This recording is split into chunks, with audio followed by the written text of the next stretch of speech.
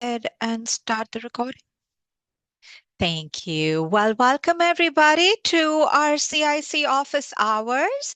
My name is Tanu Soni, and I will be talking in the second part of this office hour. Sheetal Mahulkar is going to kick us off with the first section that talks about the CIC exam itself.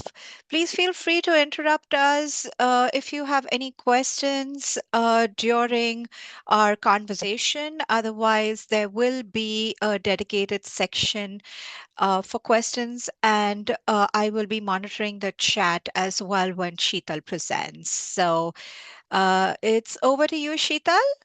Thank you. Thank you, Tanu. Hello, everyone. Good afternoon. It's a pleasure to have an afternoon with you all guys here. Thank you for joining us. This is the CIC Office Hours of Local Greater Atlanta chapter, and my name is Sheetal Mahulkar. I am a senior infection control coordinator at Emory Johns Creek, and also a part of local chapter in an education committee group. I work with Tanu, and here we are today for the uh, CIC office hours. Next slide, please.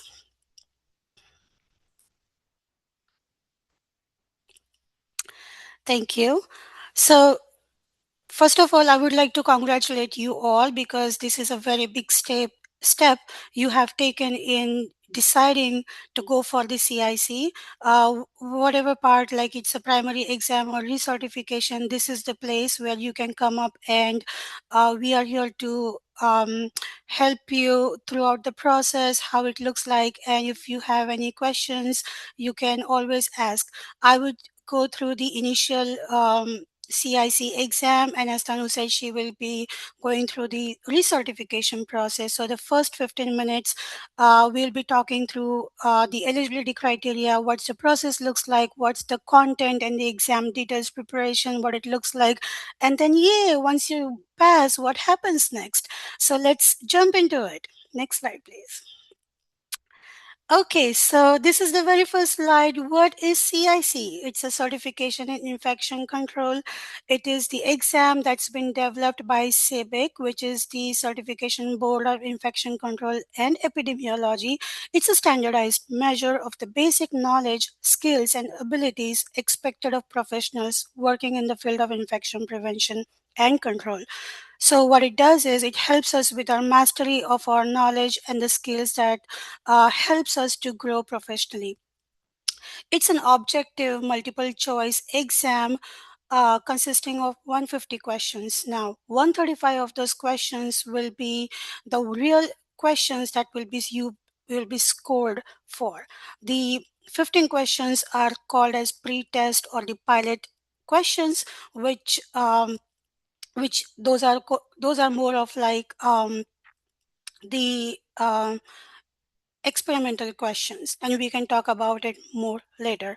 I would say as we go through the slides, and anytime if you have questions, please do not hesitate to ask me. If you do not prefer me to just bother me during my presentation, you can jot down the questions and come up in our last sessions of Q&A. Thank you. So this is the process, this is the outline of the process, and it starts first, I would say, before even the step one is the mental preparation, right? Like where you are right now. So you are prepared to take this exam.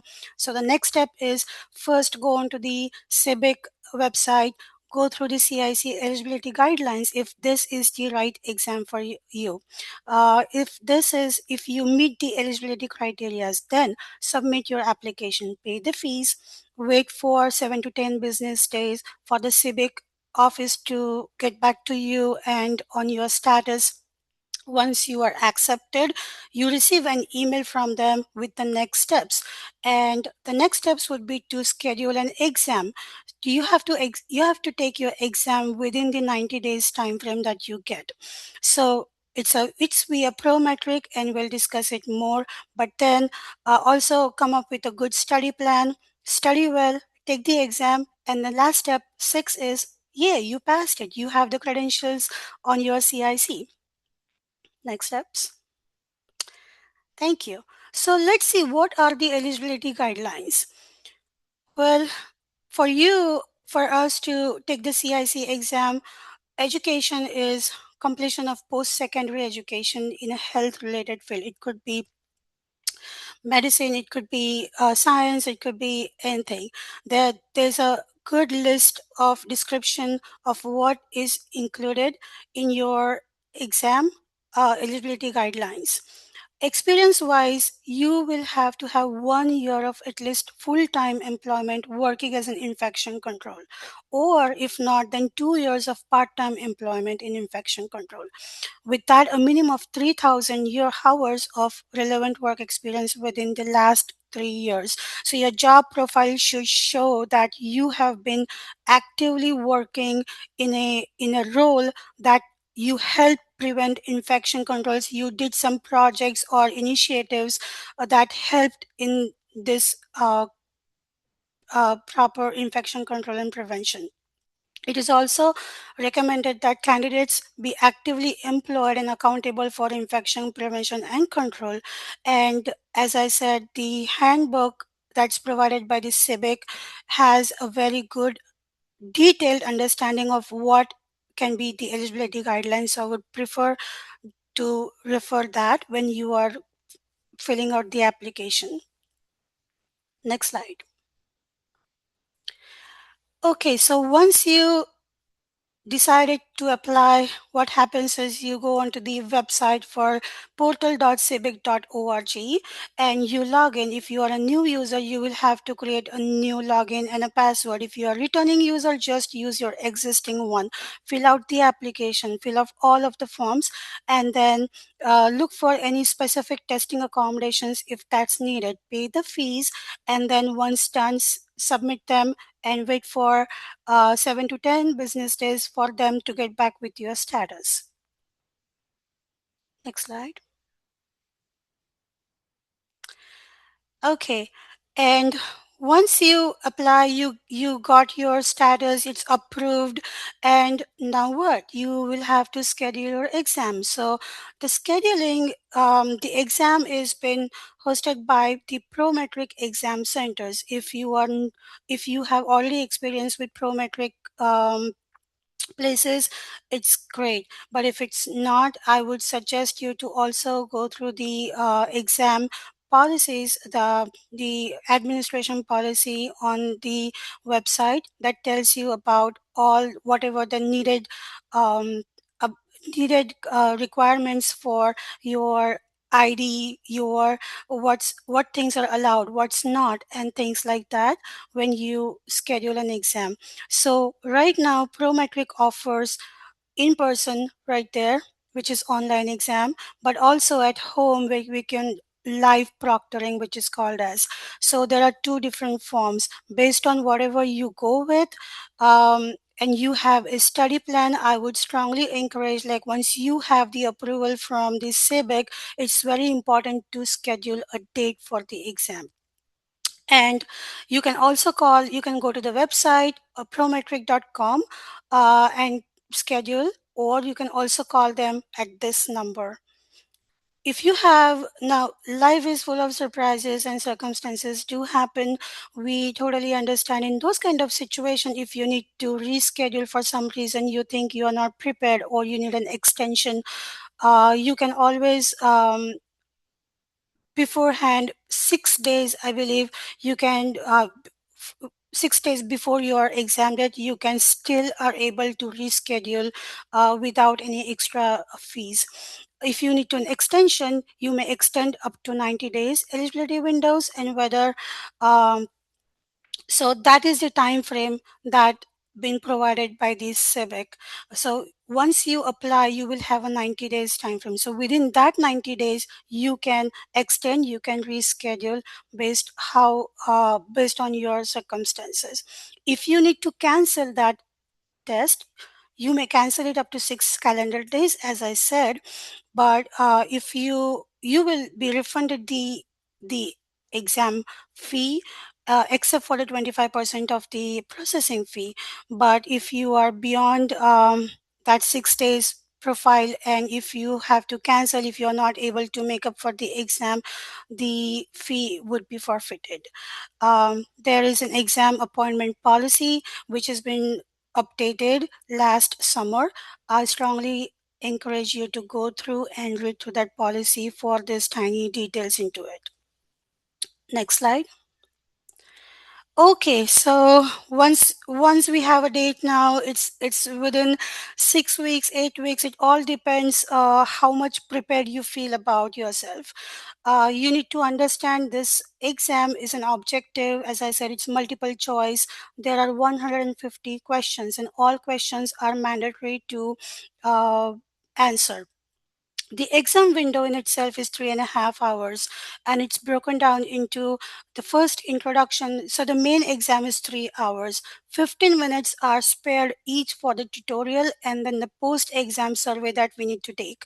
Now there are two sections. If for 3 hours there are two sections, 90 minutes each, and there will be a break optional which is 16 minutes if you would like to take. One thing I would like to specifically mention that the exam, there are some new changes to it, meaning the exam delivery is now forward navigation. What does that mean is you have to go step by step in a linear sequence to answer those questions. You cannot go back, you cannot skip, you cannot thinking you can come back, or you cannot flag those questions, you cannot modify your answers. So when we are dealing with those questions, attempt at each question as if you're not going to see that question again. So uh, please keep that in mind. It's okay to use the text highlight tool and the strikeout just in case if whatever helps you out while answering those questions. Use the ruling out technique and the when answering those, because those are multiple choice questions. It tests your adaptability on how you have mastered that knowledge in your study and how you can ha- practically apply into those questions. So most of it happens with me.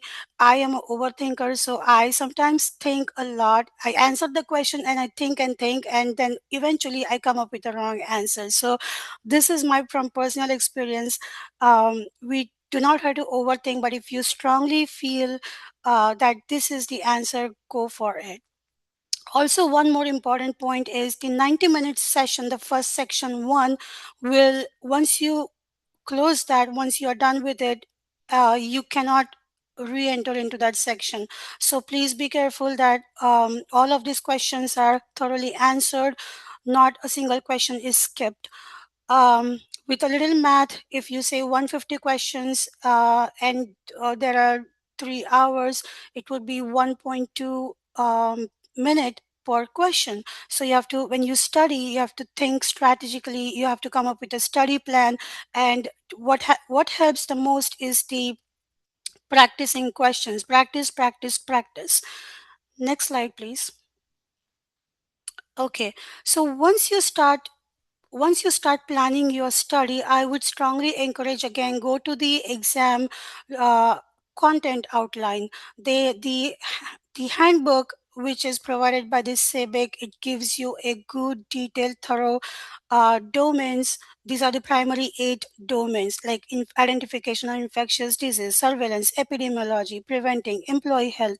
And I'm not going to just say all of this, as you can read on the slides, but you can also see that each domain has a different weightage. So for example, surveillance epidemiology, it's highly weighted as compared to something like employee health. So the first important point, once you get a good understanding what are the individual topics under each domain and how much do they weigh, the first step is to do a self-assessment. Is my audio not clear to everyone?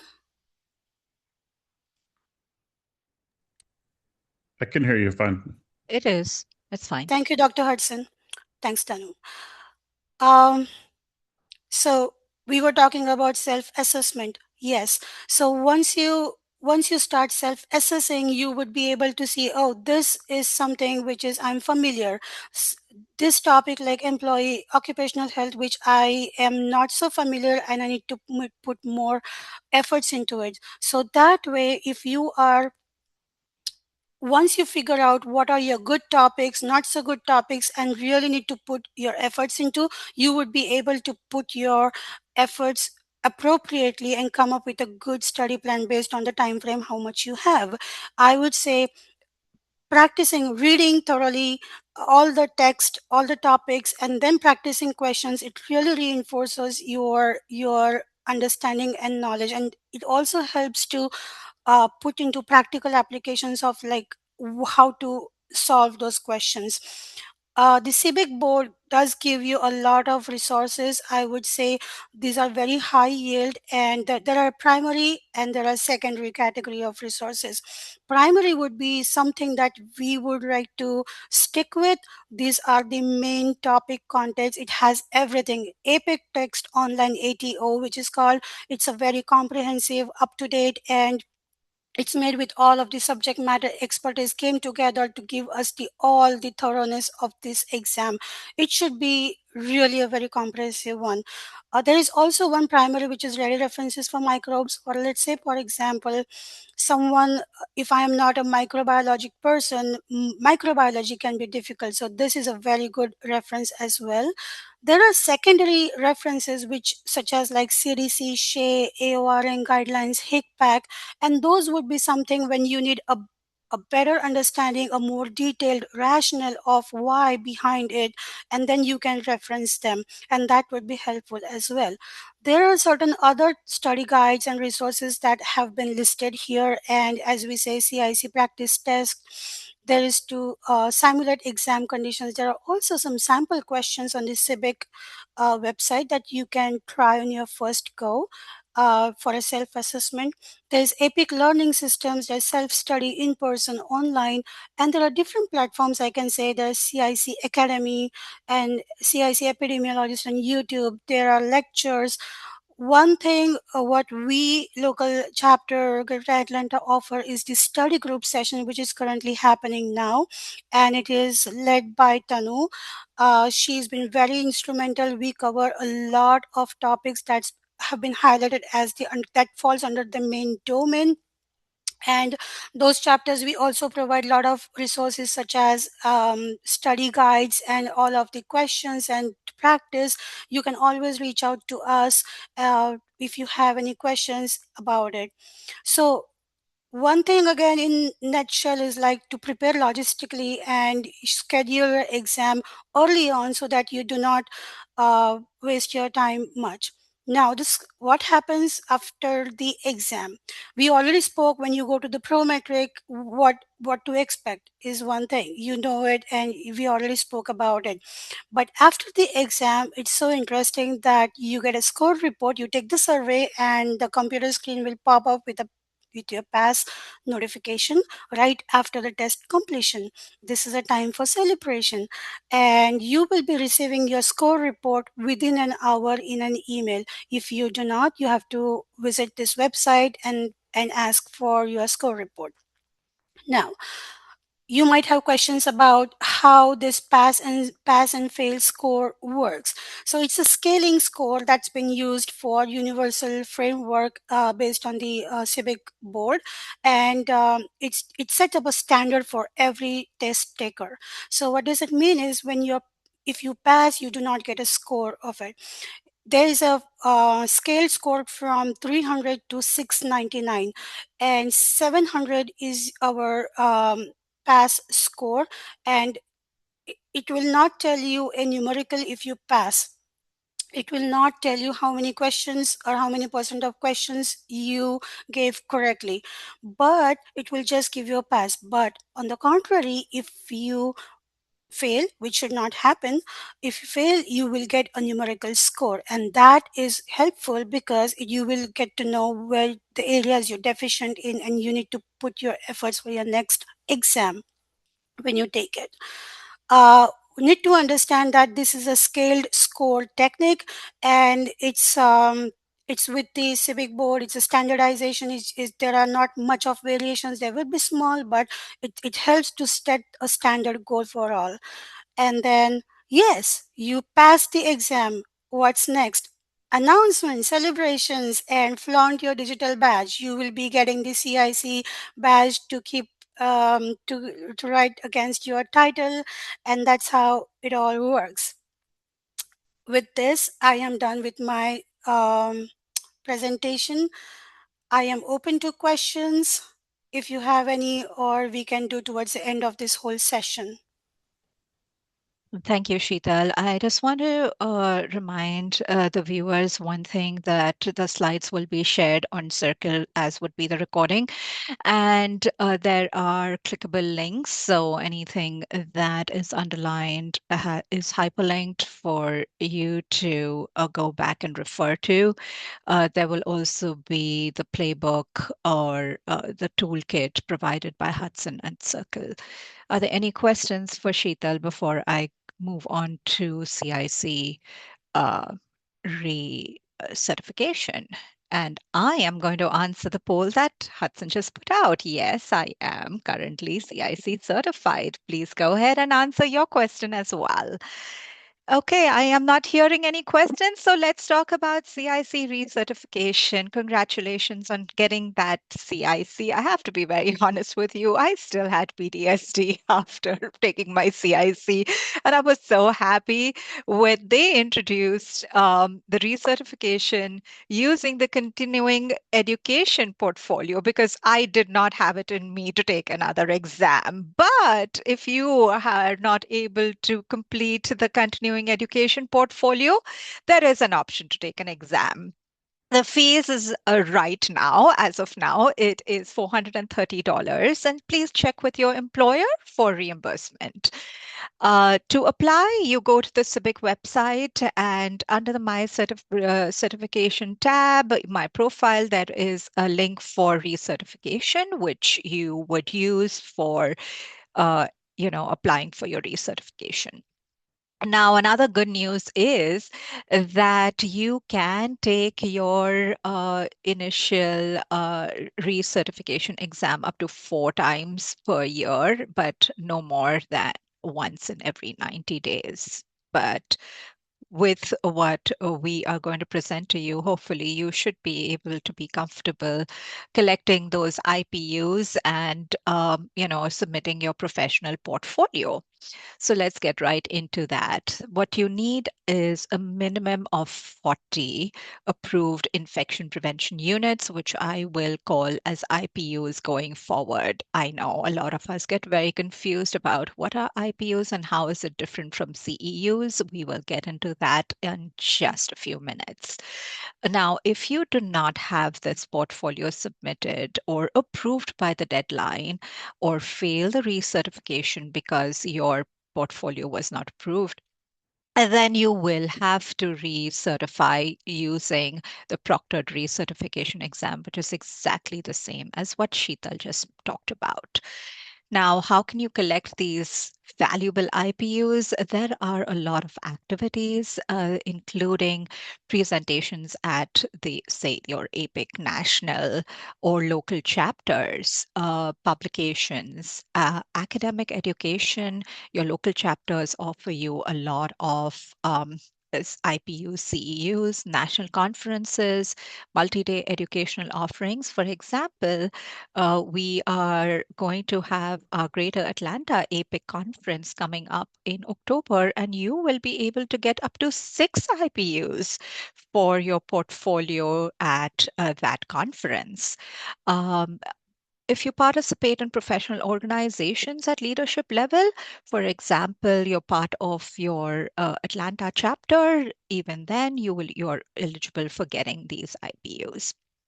Mentorship programs, research and teaching are other ways of getting your IPUs. This is just in a nutshell, more details coming up soon. So, as of this year, January 1, your IPUs are due by the 1st of December of your certification expiration year. So, for example, if 2026 is the year that you are eligible for your recertification, then you have to submit everything by 11:59 on December 1st.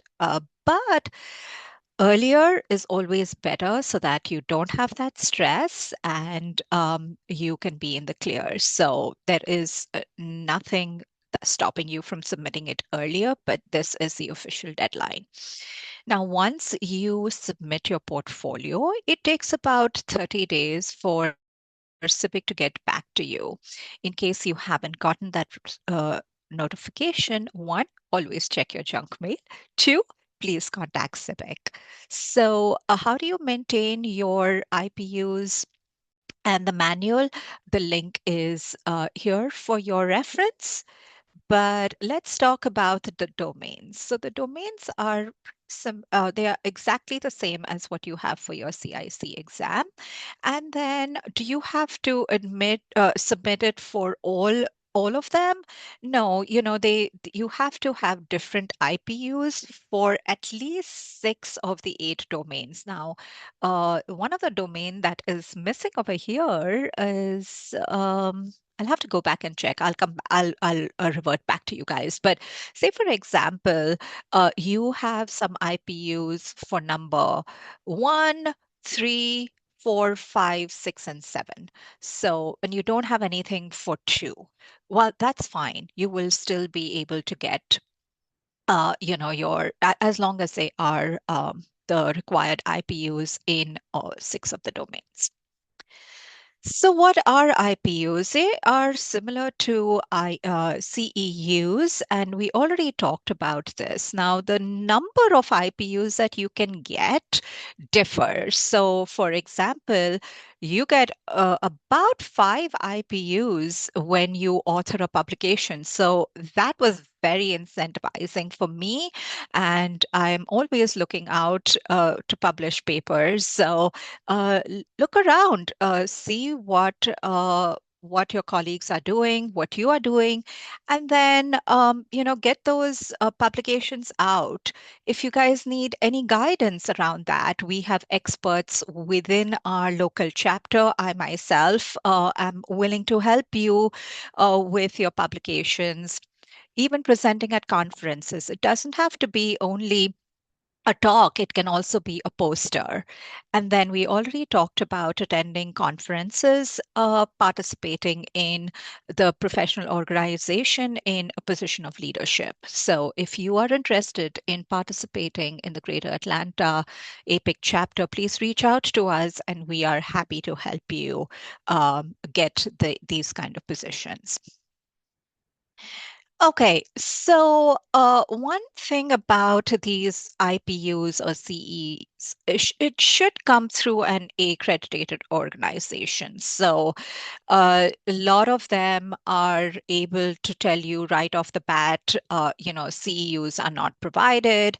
But what do I mean by accredited organization? For example, your APIC is an accredited organization, and they have, say, micro learning units which provide you with IPUs, other courses that they offer, and they clearly state the number of IPUs and for which domain your IPUs will be awarded. Another example would be NETEC, which is a national organization on emerging infection prevention, that also sometimes offers IPUCs. If you are looking for more IPUs, currently where we are offering our CIC study, our prep course, we are offering 1 IPU for each of the domains that we are presenting, which match the domain that requirement of the recertification. And if you're still at a loss, Hudson is wonderful at helping you guys out to get those specific IPUs for a specific domain. So now how many IPUs do you get? So I already talked about authoring or presentation. It varies, but they are only provided for sessions that are a minimum of 1 hour.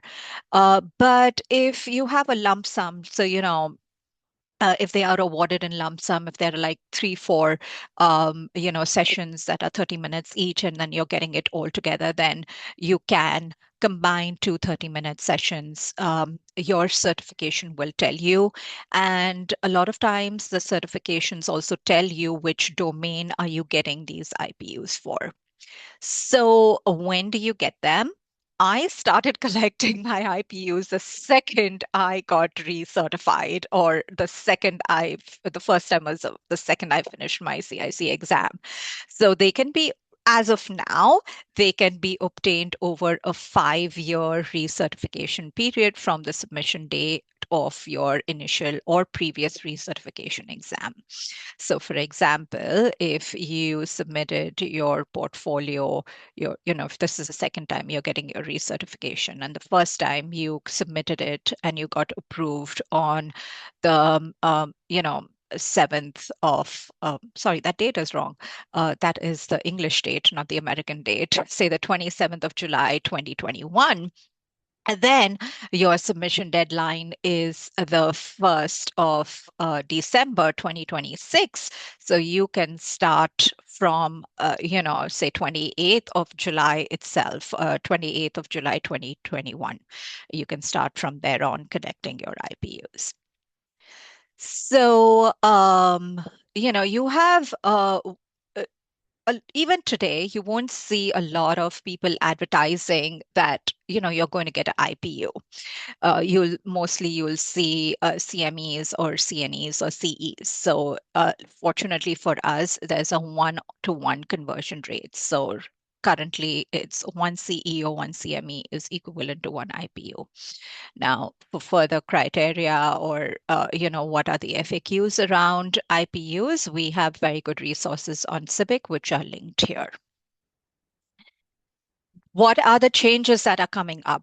So in 2028, you cannot collect everything in 1 year. You cannot collect all your IPUs in 1 year. You have to do it over the 5 years. So each year you have to collect a certain number of IPUs. That is a big change that is going to be coming up. So how do you keep track of that? Well, what has helped me is what I keep a folder in one of my professional drives or personal drives, and even as an email with IPU labeled as IPUs. And then within that, I have different domain folders. And then whenever I get a certificate, I start putting there. I also have an Excel spreadsheet that keeps track of where am I missing IPUs or where have I already collected enough. And that would be super helpful when in 2 years down the line, where you have to figure out how to get a portion of the IPUs in the different years of the 5-year cycle. And in 2028, the multi-session infection control courses that offer CEUs, an IPU may be awarded for each educational session of 1 hour or more, up to 30 IPUs for the course. So for example, the CIC prep course, we are offering continuous education units, and we have those different sessions. So you will get, 1 hour, one IPU, and then you can get up to 30 IPUs for that particular course. Okay, so is it a done deal if you have submitted your portfolio and something is wrong? Are you doomed? No, luckily you're not. You will be allowed to make some revisions. And what are those revisions to be made, and how do you make those revisions? The details will be provided by Civic once they have reviewed your portfolio. So there is a limit, though. You can make only up to 2 revisions and resubmissions. And if you fail at both times, then your only option is to take a recertification exam. please feel free to reach out to experts if you get revision back from Civic, or even reach out to the people at Civic directly. They have been very helpful in guiding you to understand how to improve your portfolio or any other issues you may have. And now the CIC recertification exam, it's exactly like what Sheetal talked about.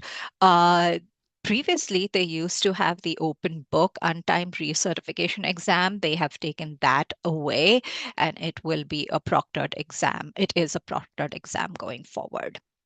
So here are some of the key points. In order to recertify, you obviously have to pass your initial certification exam, and then you have a 5-year period to submit your portfolio or take that recertification exam, and all certificates expire on December 31st. The initial CIC exam is available only in your expiration year. For example, if your certification expires on the 31st of December 2029, you cannot apply for the exam until the first of the first. Yeah. And then you have to pass your exam by the 31st. You may take the exam up to 4 times a year with 90 days gap between the attempts. And if you do choose the IPU portfolio, then we've already talked a lot about it. And then if you fail to successfully recertify by the deadline, your certification becomes expired. You can no longer use a CIC designation and you have to wait 90 days to reapply. But I am confident that after this office hour and the resources that we and Civic have to offer, you will not be put in that situation. Okay, practical tips, start early. So do not wait till that deadline. Do not wait to collect your IPUs. Wherever you get the chance, start collecting them, track them. There is also, the Civic portal that you can add and you can monitor your IPUs throughout the 5-year periods. There are excellent resources that we have given you links to. We are here to help you with and guide you with your requirements. The one thing that I do want to remind everybody is that for online exams, if you are doing it from home, Google Chrome is required or Mozilla Firefox. Oh my God, I haven't heard that in a while. IE is not supported, so please make sure that your browser is up to date for taking the exam. And then your chapter tools to assist you to get to where you want to be is, your Circle app, which is a members only community. So if you aren't a member, please join us. I promise you, we have a lot of fun. We have great resources, great members, and wonderful IPs in our Atlanta area. I've already talked about the CIC prep course, which now also offers CEUs and IPUs. And then, we offer chapter. This year we are offering the conference, but our other chapter presentations also have a great, not only great education material, but also they also offer IPUs, CEUs. Okay, so the entire Civic website is listed over here, but now I am going to pause and we have about 20 minutes and we are going to open the floor for questions.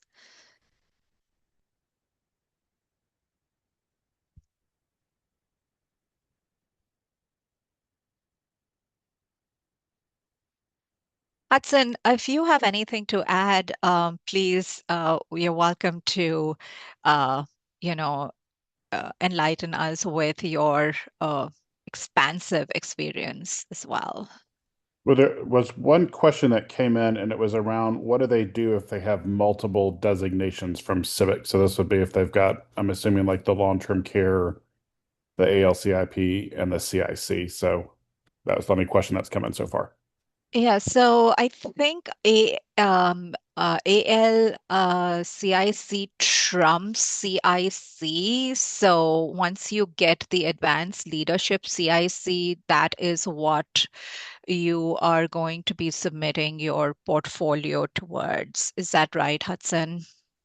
You have to do 20 IPUs versus the larger amount if you have the ALCIP. Yeah. And if you've got the long-term care, you still have to do some long-term care specific ones. Hmm. Yeah, a great question. Unfortunately, you have to log them all individually, though. Yeah.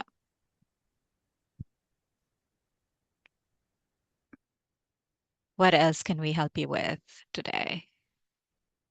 Hey, this is Amy. So if you don't pass your first exam, you have to wait 90 days to retake it. Is that correct? Yes. All right, just making sure. Not planning on not passing, but you never know. You are going to do great. Let us know how we can support you with your exam. Thanks. I'm sorry I came on a little later for the recertification through IPUs. What is the cost for recertification? It is currently $430, and you can talk to your employer to see if that can be uh, reimbursed. Does that answer your question, Kayla? I would Okay. say too, for those of you that might be Joint Commission certified from an accreditation perspective, keep in mind if you are a nurse, there is the new nursing staffing requirement as part of accreditation, and part of that says that you have to have competent nurses.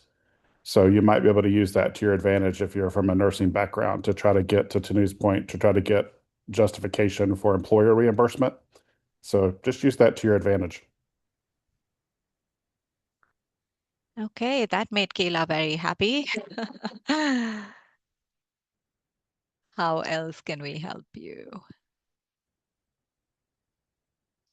Okay.